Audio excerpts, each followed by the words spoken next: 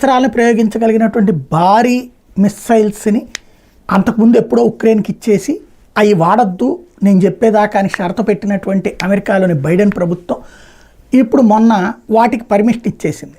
అవి రష్యాలో ఉన్నటువంటి కీలకమైన ప్రదేశాల మీదకి అటాక్ వెళ్ళడం, రష్యా వాటిని మధ్యలో అడ్డుకోవడం, ఇదంతా జరిగిపోయింది. ఇప్పుడు అసలు లాజిక్ కల్లా ఏంటంటే అణ్వస్త్రాలు కూడా ఇచ్చేస్తారా, అణ్వస్త్రాలతో అటాక్కి పర్మిషన్ ఇస్తారా, ఇది దాదాపు 3-4 దేశాలు అణ్వస్త్రాలు ఇస్తానికి సిద్ధంగా ఉన్నాయన్నటువంటి ప్రచార నేపథ్యంలో అమెరికా అంటే ఇస్తారన్నటువంటి సందర్భంలో ఇక అణుయుద్ధం తప్పదు. ఎందుకంటే ఆ విషయం ఫైనల్ అవ్వగానే రష్యా ఖండాంతర క్షిపణులు వాడింది ఉక్రెయిన్ మీద, ఆ తర్వాత అణ్వాయుధాలు ఏ క్షణంలోనే వాడకానికి సైన్యానికి అనుమతిస్తూ రష్యా అధ్యక్షుడు పుతిన్ నిర్ణయం తీసుకున్నాడు. ఇప్పుడైతే అమెరికా తాజాగా ట్రంప్ ఇంపాక్ట్ కారణంగా అనుకుంటా అణ్వస్త్రాలేమీ ఉక్రెయిన్కి ఇచ్చే ప్రసక్తి లేదు, ఆ ఉద్దేశం కూడా లేదు అని తేల్చి చెప్పింది ఉక్రెయిన్కి.